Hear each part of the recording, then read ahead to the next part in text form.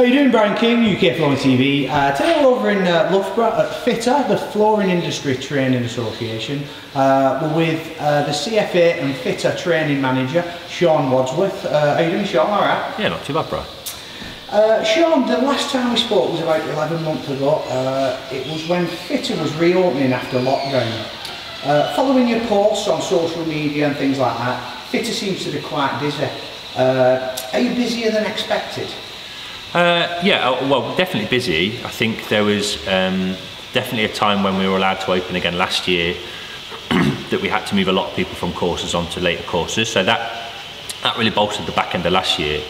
But this year has been phenomenal for bookings. We're really starting to see the benefits of everything we're doing in all formats, so our better presence on social media, our better relationship with companies and people that want training, but then also just the demand in floor laying and floors being fitted as a whole is seeing more people want to learn what they need to do. So we're happy to accommodate. We see a lot of the basic courses picking up an awful lot of interest because that shows skills and labour entering the industry, which is good. And I think now we've got a schedule that allows everyone to play an active part, whether you are a first-time fitter or a well-established master fitter. There's a course that allows you to get what you need out of the training environment. So we're really happy with how busy things are. Have you made any adjustments to your training courses? Well, we had to reduce numbers to be able to reopen kind of during the pandemic. We've relaxed that now completely along with government guidance, so we're back to running courses with a maximum of 10 people on, but that's with 2 instructors. As always, we wouldn't run anything with less than or with more than 6 people on a course to 1 instructor, but we've got ample room, so sometimes we're running 2 courses at the same time. The schedule now reflects that in a sense that we're as efficient as we can be because we don't have an awful lot of space. There's very rarely a day that we're not delivering something now, in particular with the apprenticeship delivery as well. You seem to have taken on more instructors. Is that because of the demand of training courses? Yeah, definitely.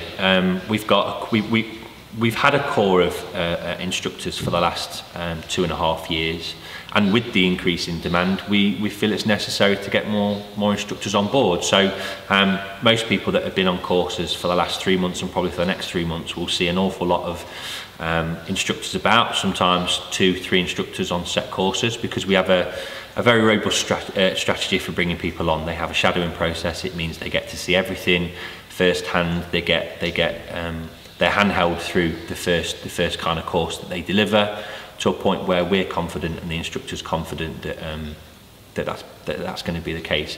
And we've got to thank the NRCF in particular for that, because they've been really helpful in establishing new instructors and people that want to be involved through our connections with the NRCF, so that's great. Last time we spoke, Shaun, you were just about to launch the FITA digital videos. How have they gone down? Fantastic. I think last time I looked at the numbers, we've got viewing hours into the hundreds of hours. It's been put across all types of people, and they're doing the job that we wanted them to do initially, plus some things that we weren't really kind of anticipating on. So first and foremost, they were a way of us advertising our courses by giving a brief insight into what you get on a fitter course. We're not giving away trade secrets. We're not putting ourselves in a position where we're shooting ourselves in the foot, or we're not lowering the standard of the trade by creating DIY videos. That was never what they were intended for, and that's not what they are. They give people an insight into what's happening on courses. It gives people an opportunity to look at some of the stuff that we cover, the manufacturers that we work with, the techniques that we use, all in an effort then to get people through the door to get into training and do things the right way. But we've also managed to use it for all sorts. We use it on our standard courses as a way of introducing certain tasks. So if we're doing a subfloor prep course, we might show videos on primers, DPMs, on actually doing the products and then going into the actual practical activity themselves. So they complement really well on that. And we use them to help push our social media numbers as well. So we use videos because we know people like to watch something, they like to engage with stuff. So I think that, along with better marketing and the level of instructor that we've got currently, mean that all three of them are pushing more people through the door and doing as the industry wants, which is getting more people trained. Ultimately, this is what we're here for. Also, the last time we spoke, you had just launched delivering apprenticeships. How's that going? Fantastic. We're still in the pilot stage. We're not going to lie. We're not in a position to fill as many places as others training providers that are more established than us. We started off initially when we spoke with 2 cohorts. Those 2 cohorts are now approaching the end of their first year. And we took another cohort on at the start of this year, so that takes our running total up to 30. So at the minute what we're doing is creating waiting lists for when we can look at taking more cohorts on. But with how busy we are at the centre in general, the amount of work that we're doing outside of standard courses and with manufacturers, as well as the apprenticeships, we're actively creating waiting lists or signposting to other training providers at the minute. But the intention is to keep a rolling number. So we keep cohorts coming in and then look to expand it based on demand. But there's lots of demand for people wanting to come on FITA for an apprenticeship, which is great to see. Have you had any new sponsors come on board? Yeah, I'm trying to think. The last 11 months we've definitely had Berry Alloc come on board, who help us with laminate courses and LVT. They've been really supportive recently in getting things up and running. We welcomed Wilson's Underlay, who've been fantastic. They really want to engage with what happens here, so they supply materials, they come and see what's happening on the courses, they want to speak to fitters. Their marketing and development team are fantastic. And then probably the last is Roomvo, which is a piece of software for visualization. So you can take your phone and you can show customers what the flooring will look like down.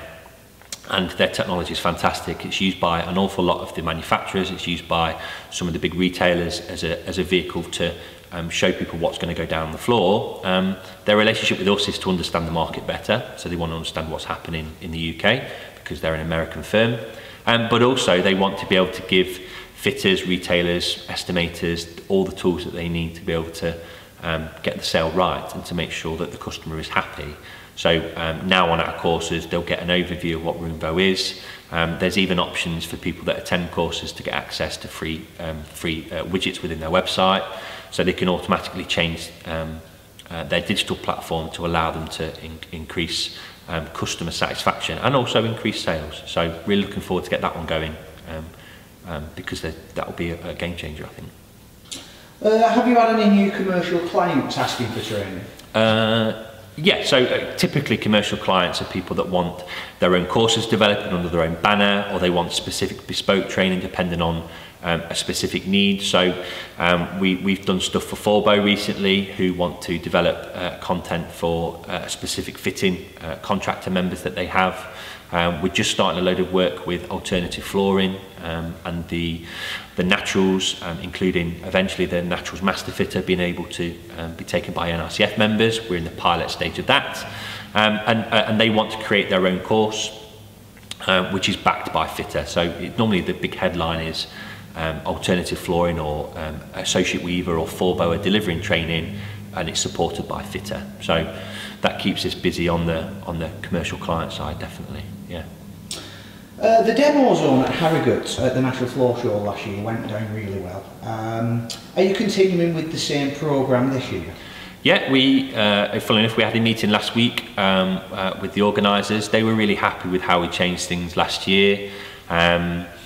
We are still in a transition period, so we're kind of committed to the one demo stand next year as we did last, but I think with the way that we've worked the schedule and the opportunity to show lots of different things in one place really benefited us. We had lots of positive feedback from it. The manufacturers were more than happy with what we did, and we'll make a small amount of tweaks on things that we learned, because it was the first time we'd really mixed things up in a long while at Harrogate. So whilst the feedback was fantastic, there's a few timing issues and stuff that we're going to work on, but you would expect the same kind of thing you got last year, with obviously with a turnaround in what we show. We won't be showing the same things over and over again as we might have done in years past. There will be the cores, we'll still be showing carpet fitting, we'll still be showing domestic vinyls and such, but we might be now looking more at developments that we've made at FITA that we want people to know about. And we'll still keep the same for the Tuesday, kind of an open forum if people want to come across and speak to the instructors or to them to show specific things. That Tuesday morning is great for that, because we'll have an open schedule for anyone to come and speak to us. There was great feedback last year from the demo as well. Yeah, it was, we're really happy, in particular with the manufacturers that come across and can see the work we put in to make it more inclusive, and to make sure that that it wasn't too long, or there wasn't so much going on that you kind of got lost and stuff. So it was great to hear back from the manufacturers as well. Lastly, Shaun, is there anything in the pipeline you can talk about? Anything you're venturing into? There's some stuff that I can't talk about, but probably the one that I'd like to speak about is FITA Scotland. We're very close to announcing dates. That will be in the next week or so. And the idea is that we'll go back into FITA Scotland as we did before the pandemic. So because we work out of Kirkcaldy and Forbes manufacturing plant in particular, we have to kind of go off their lead on when they're ready to open back up. So we had plans to get started in the new year. That got pushed back as they still were a little bit unsure about what the relaxations in Scotland would look like. But again, we had a meeting last week. We've just had all the dates agreed from the instructors, and we'll be running courses in there from the start of April all the way through till the end of August, with the next lot of dates that we release. And we've got one hell of a waiting list for people wanting to get training. And goes back to the point about instructors. We've got 2 Scottish instructors that we're beginning to train up, one for domestic floor lane and one for commercial. And it won't stop there, you know, with the interest that we're getting. Once they're up and in position, we'll look at them bringing some more people on to help with delivering Scotland. I want it to run as its own centre outright. So we'll be speaking to sponsors and manufacturers about kitting it out properly. Doug, one of our instructors, has spent an awful lot of time up there building staircases and making changes to the training centre so we can add carpet to there. So we'll be delivering our full cohort of courses. It won't be like it was before in Dealing Resilient. We'll be delivering carpet courses up there, and then the next step will be seeing if we can set up to deliver master fitters up there as well, getting an area set up where we can set that up as well. So yeah, exciting stuff coming from Scotland. Big demand in Scotland for very, very big demand. Are you delivering the same courses as you do here in Loughborough? Yeah. So there'll be no changes. Obviously, in the first instance, it'll be a slower approach. You know, here we tend to run every course at least kind of 2 or 3 times, with the most popular courses 5 or 6 times within a year. For the minute, I've just tried to pick out what people are asking the most for, and what typically does well in Scotland, in a sense of people wanting to engage with training.